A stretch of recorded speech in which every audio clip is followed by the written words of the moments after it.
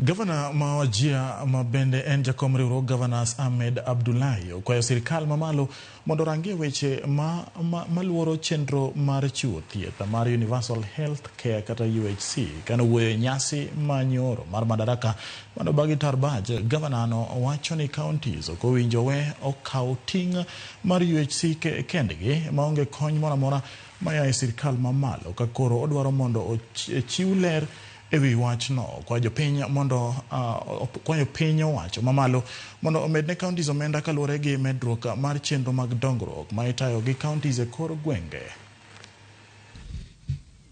As a Council of Governors, we have absolutely no issue with them being absorbed into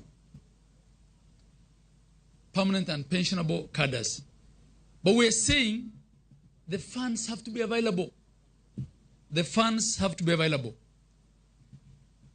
And now that they are coming to the end of their contractual period, what the National Ministry of Health is trying to do is to wriggle out of the arrangement by transferring the payroll to us without the commensurate amount of resources needed to sustain them in perpetuity going forward.